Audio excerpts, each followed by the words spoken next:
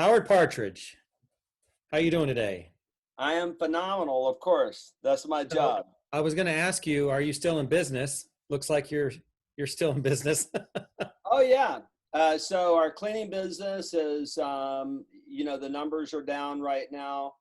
Yeah. I meant to check our numbers before I got on here, but I'll tell you more about that. And surprisingly, Phenomenal Products is going strong without me traveling. So I'm like, there's something Yeah. to this. I like that. Different world. I haven't been on an airplane in months. I know. Normally Kind it's every week or two. I know, right? Yeah. Yeah. No, I appreciate you joining us on Straight Talk. What I want to dig into are some thoughts you might have for the cleaners out there suffering. You mentioned your numbers are down. I Yeah. think that's, across the board Yeah. for the cleaning industry. But um, also, I want to thank you for what you do for Clean Facts, the articles you write. Oh, you That bet. You that bet. helps as well. Yeah, you bet. So, tell us about your cleaning company and what's going on. How are things going? Yeah, you bet. So first of all, I started my cleaning business, clean as a whistle, out of the trunk of my car. I was 23 years old with our wedding money, and it happened to be during a recession in Texas.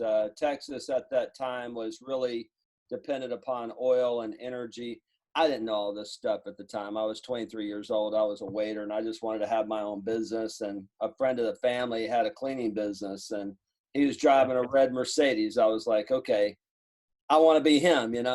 And so I started going out and cleaning carpet. I didn't know at the time that we were in a recession because I just didn't think about things like that. But Well, one of you the were just lessons, 23. and I was just Yeah. 23. So, So the one of the lessons that I learned along the way, and then in 2008, the last great recession, as they mhm. called it, I learned two things through that period. One is when you're working with high-end clients, they're less affected by those kinds of things. And so I was grateful to have a business that, we do referral marketing, work with higher end clients. The second thing is that during a recession, people tend to replace before they tend to clean before they replace.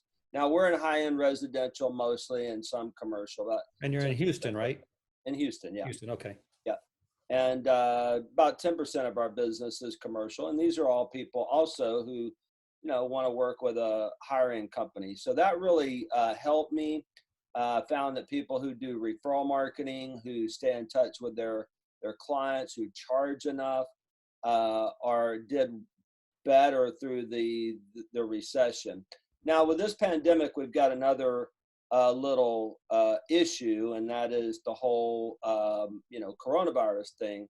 But just speaking strictly from an economic standpoint, which I feel that once this coronavirus thing is over with, or at least we found a way to deal with it, the bigger issue for a small business owner is going to be the economy.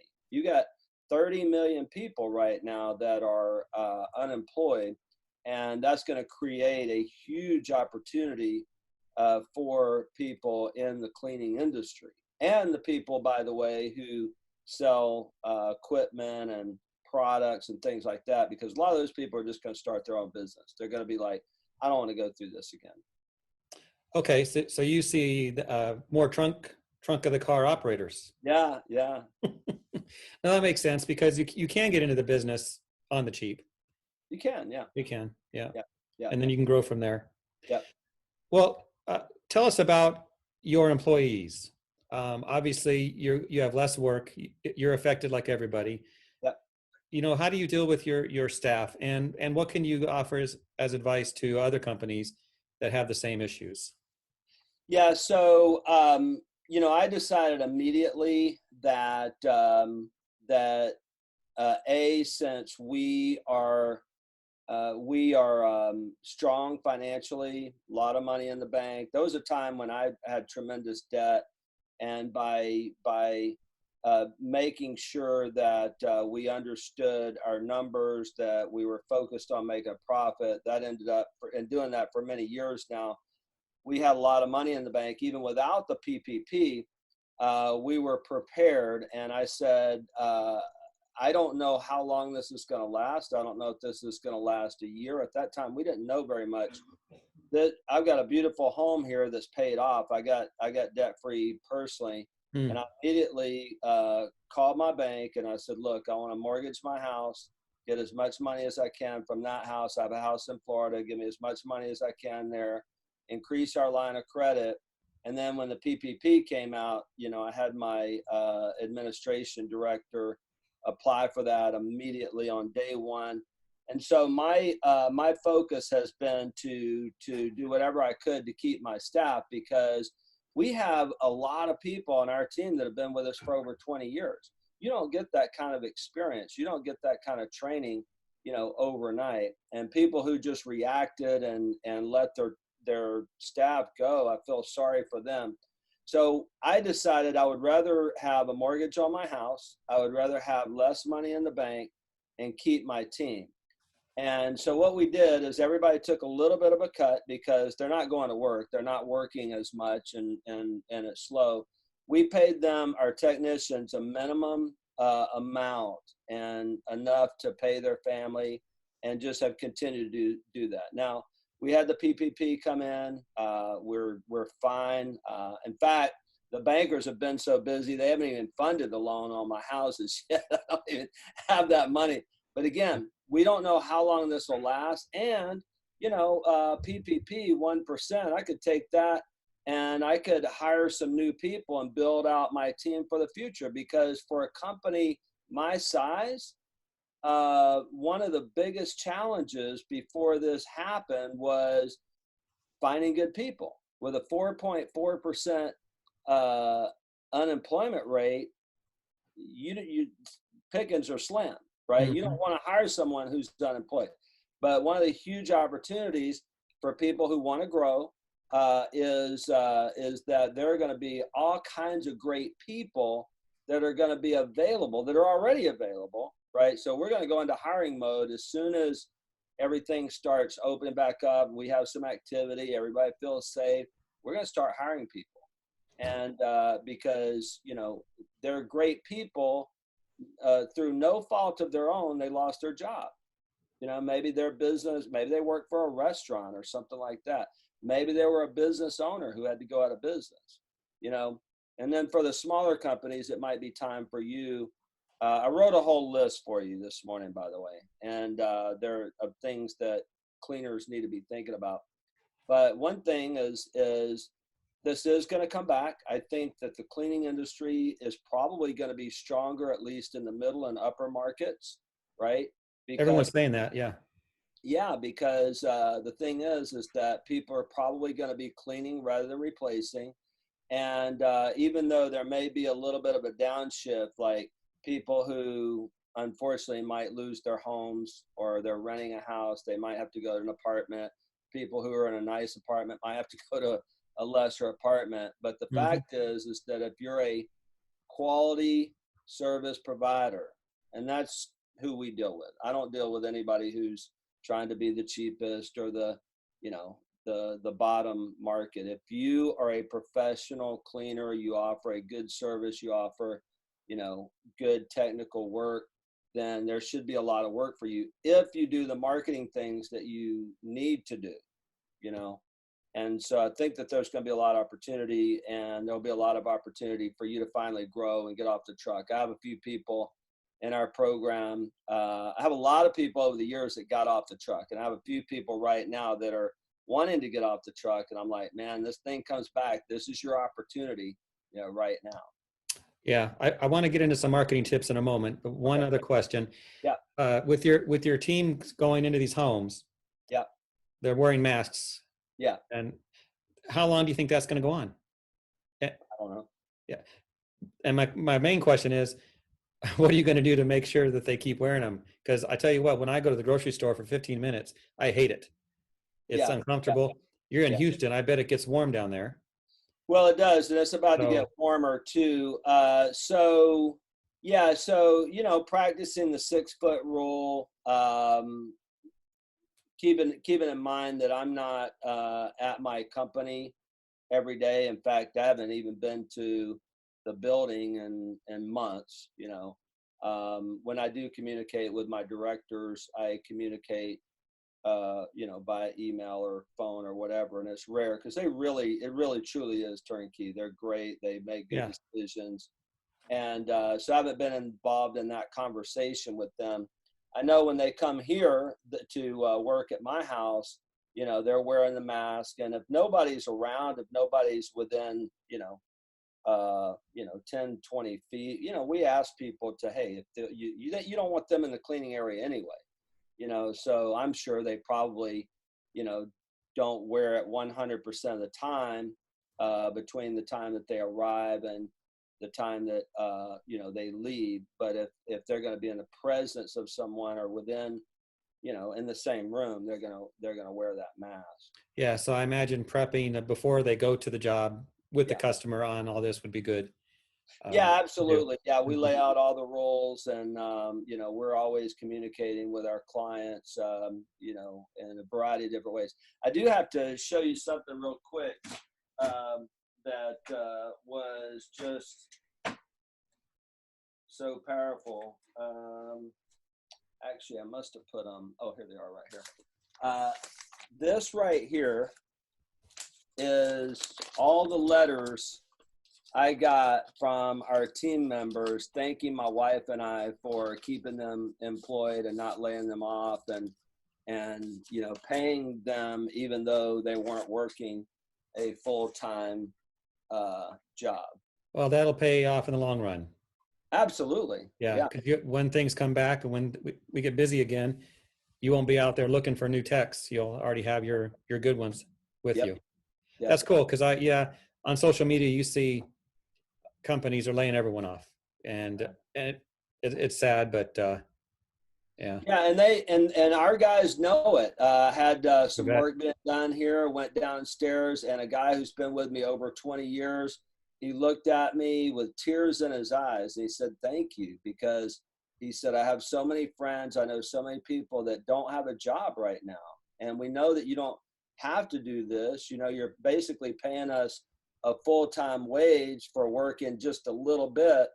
And your team is your biggest asset because they take care of your number one asset. So I guess your Hmm. second asset, your customers, Yeah. so your clients. So Well, I bet your office and your vans are perfectly clean as a whistle right now. exactly. And they're sanitized too. Yeah, that's a requirement. Okay, let's wrap this up with give us your best marketing tips that you want to Yeah, share with cleaners, and it could be those with a marketing budget or maybe those that don't have any money. yeah. No budget required. Really, Okay, very tell us little what you budget got. required. Okay, number one, and these are things that you should be doing, you should have done before this happened, you need to do during this, and you need to continue to do it afterwards. In fact, I call the first one the biggest marketing mistake of all that small businesses of any kind make, not just in the cleaning industry, and that is not marketing to your existing clients. So stay in touch with your clients. I don't care if it's over the phone, if it's by email, you should have an email list and be adding value to them. If nothing else, just stand in touch with them and saying thank you for supporting us in the past. We look forward to serving you when this is all over. How are you doing? Hope you're staying safe. That kind of thing. Maybe putting some special offers out there. We are an essential business. Hmm. We have a beautiful rug plant. It's our most profitable department. We don't have to necessarily really be in the home for very long. They can even, if they're smaller rugs, they can bring them outside or they can bring them. We have curbside service. And so maybe some really strong offers to get some money coming in. Offer new services. There as cleaners, we can sanitize, we can disinfect hard surfaces, commercial. Listen, if you have to pivot into janitorial for a while, there's a lot of work right there. And there are so many different things you can do. There's things you can do outside. I work with people who are doing, soft washing outside in driveways and outside the home. And I mean, there's so many different ways that you can reinvent yourself. Also, stay in touch with your referral partners. A big mistake that people make with referral marketing is they say, well, they're not busy right now, so they're not going to be giving us very much business. They're closed down. Listen, this is called opportunity season, because all of business and all of life is about relationship. This is the perfect time to build relationships with them and serve them. You may not be able to go see them face to face, but you can email them, you can text them, you can call them, you can ship things to them, and just let them know that you care about them, you care about their clients. I mean, you can do webinars for your referral sources. You can do webinars for that they can invite their team and their clients to. Mm-hmm. Okay. Understand your numbers. I'm moving from marketing. If you want me to give you just a few more things that cleaners and business owners in general need to be doing right now. So you mentioned 4 marketing tips so far. I've been counting. Okay. What do you got? Market to your existing clients. Yep. Okay. I'm Stay so in touch with the referral sources. Yep. Yeah. Offer new services. Yeah. Offer new services. Mm-hmm. Yeah. Yep. Build your email list. This is the perfect time to build your email list and touch them on social media. And just, I take the umbrella of what I call client-based marketing, and we're still sending a mailer. Just because people aren't going to respond right now doesn't mean that mailer is not going to work. Huge mistake. I tried mailing to my client base, but I didn't get any business. You mean you didn't have one repeat client the entire month? Well, of course I did. Well, then how do you know it didn't work? Yeah. Well, nobody said anything about the offer. It doesn't work that way. We have millions of marketing messages hitting us every day. You want to be top of mind, TOMA, top of mind awareness, because you're going to mail something to them 3 times. You're going to send an email every week. You're going to call them once in a while, and they're going to see you on social media. And then one day they're going to be doing something. They're going to be like, I need to call them. I think we need to remember that we're consumers too, and we're not going to get a mailer and go, oh, I need to do this every time. Yeah. What's the last mailer that you remember getting? Think 3 weeks ago. You might remember getting something from somebody, but you probably don't remember the special offer, mm-hmm. right? No. Yeah. All right. And you were going to talk about money management, I believe, next. Yeah. Go ahead. So the next thing you need to do is understand your numbers. See, how people respond during this pandemic really depends on their financial position. Because of the fact that I decided years ago to get super profitable and to price right and to really pay attention to our numbers has put us in a position where we can pay people who are not even working, and probably most likely, and certainly so far, I haven't had to take on any debt. These guys are thanking me for something that I intend to do if necessary, but I haven't even done yet. I mean, our PPP will probably be plenty, and we probably won't even have to use our own money. Okay. So my response to this can be different because I'm good financially. A guy who's living job to job, paycheck to paycheck, then, his response is going to be different, but it's always going to benefit you to understand your numbers, to understand how to price for profit. And then you just have to, and you have to have a plan. So, don't just react. Zig Ziglar said, we've got to respond rather than react. Responding is thoughtful. Reacting is emotional. Responding is being concerned, but, take planning rather than just being rash, right? So assess your financial position. If I was in that case, and I was many years ago in that situation, fortunately, I had equity in my home. And so, yes, I mortgaged my home from time to time to keep my business going, but I had a plan. I didn't just mortgage my house, spend all the money, and then not, pay it back. If you can get through by selling new services, then do that. But if you have some way, whether that's selling an asset or, you know, uh, taking a home equity loan or something. Again, this is just me. I can't tell you what to do, but you gotta keep cash. You gotta find cash somehow.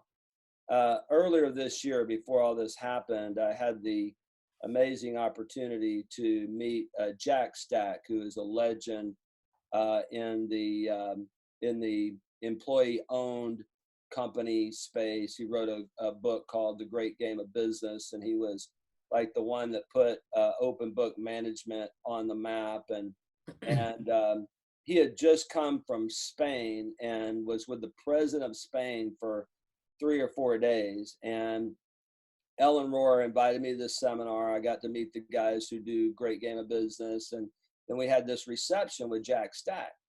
And someone asked him, when's the next recession coming? And he said, August of 2020. Well, he obviously didn't know about the pandemic at that time. This was in January. And so I said, okay, so if a recession's coming in August, what are we supposed to do?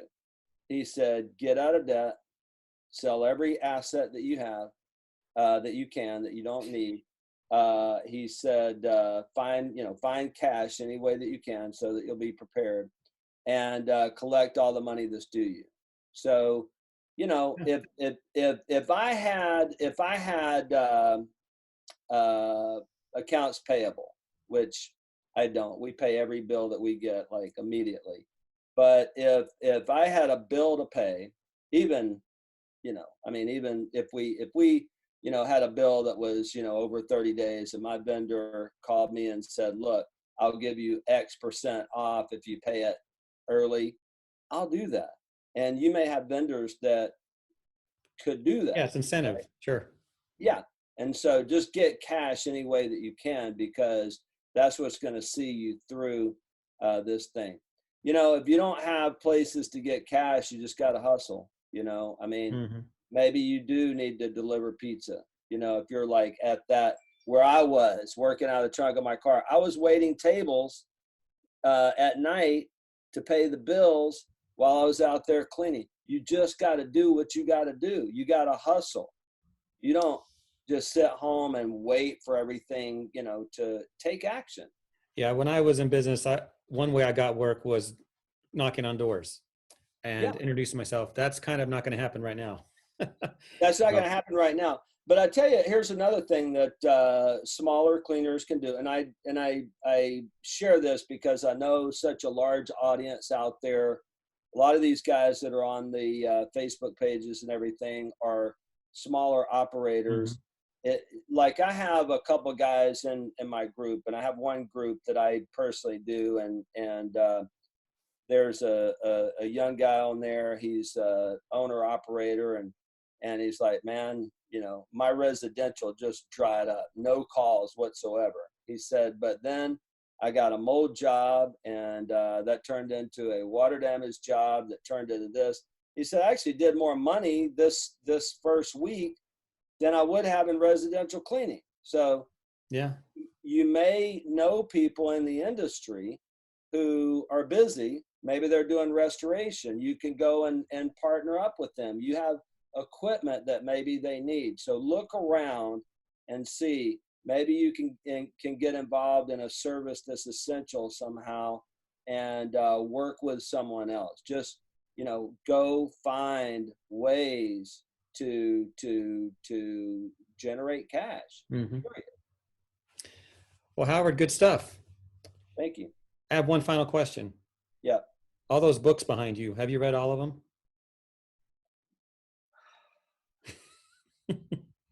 Might be your toughest question of the day.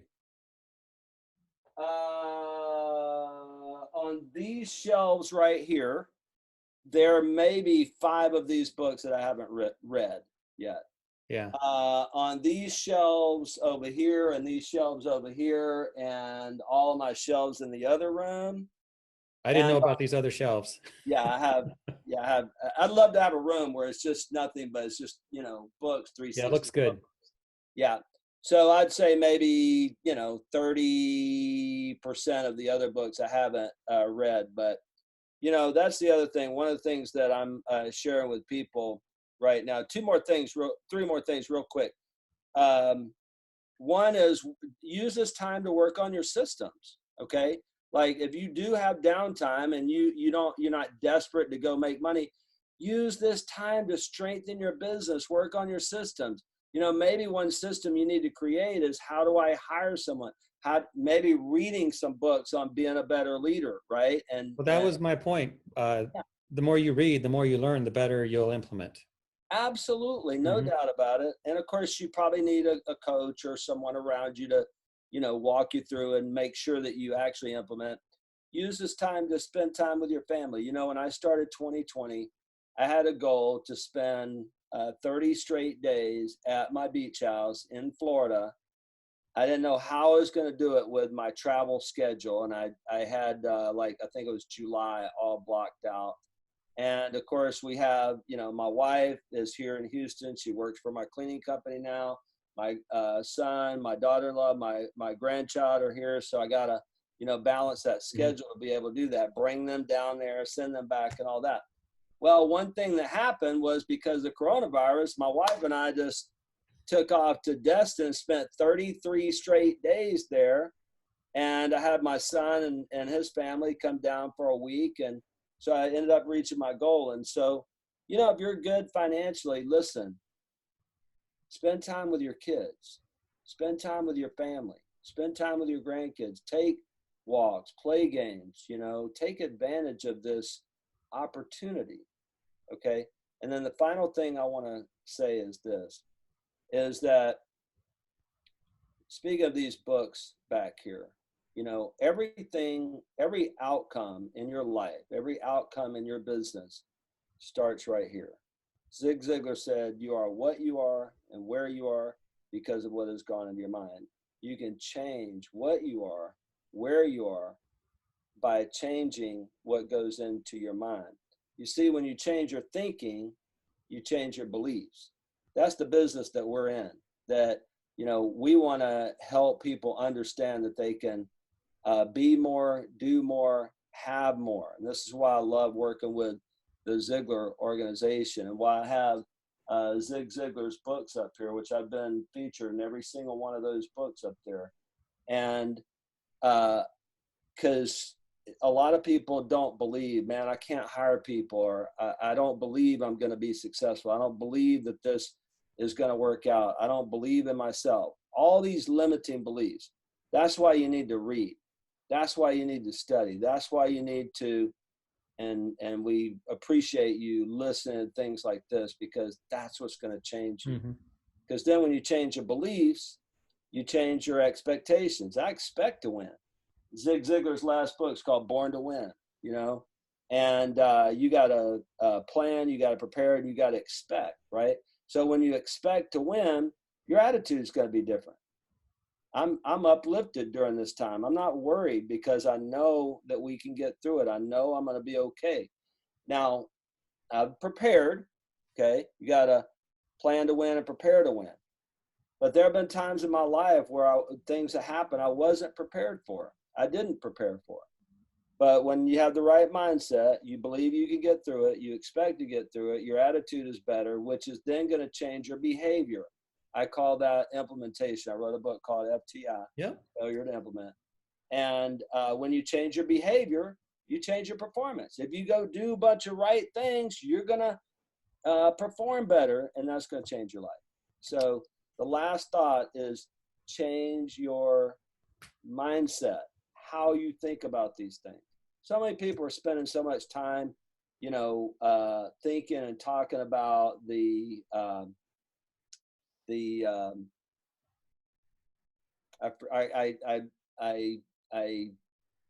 don't Blanked. Yeah, I blanked on the word there for a second, but that all this is manipulated, right? Hmm. I can't think of the word I'm thinking of right now, but that the government is behind this, that the virus was manufactured, and Conspiracy theory. That's what conspiracy you're theories. thinking. That's Yep. I mean, like, listen, you're not going to see me talking about that on social media. What am I talking about? I'm talking about helping people. I'm talking about building the business. I'm talking about thinking right. I'm reading these kind of books to be successful. Don't waste your time with that garbage, because what are you going to do about it anyway? Yeah. Good point. What are you going to do about it? It Talk might more. be true, but what are you going to do? What are you going to do about it? You going to go see President Trump, have a little talk with him? We know what you're up to. Yeah. No, listen, you are in charge of your life. You're not the general manager of the universe. Do you need to be aware of what's going on underneath and all that? Yes. But listen, if you're a business owner, your responsibility is to generate income, to add value to people, to take care of your team, to plan for the future, and to make sure that you are around to serve the community. That's what you need. And you need to take care of your family. Good words of advice. Yeah, take care of yourself personally. Don't get caught up in all that crap. Yeah. It's And too easy to let that happen. That's for sure. it is. It is. Every now and then I make that mistake. I make a comment on Facebook and spend the next, 3 days trying to fight with people. So it's not Yeah. worth it. Not worth it. Well, Howard, appreciate your time. And Thank you, Jeff. we'll see if this helps some folks. I hope it will. Yeah. Just if they do one thing, I bet that'll help. Absolutely. All right. Talk to you Do later. one thing, think differently. All right.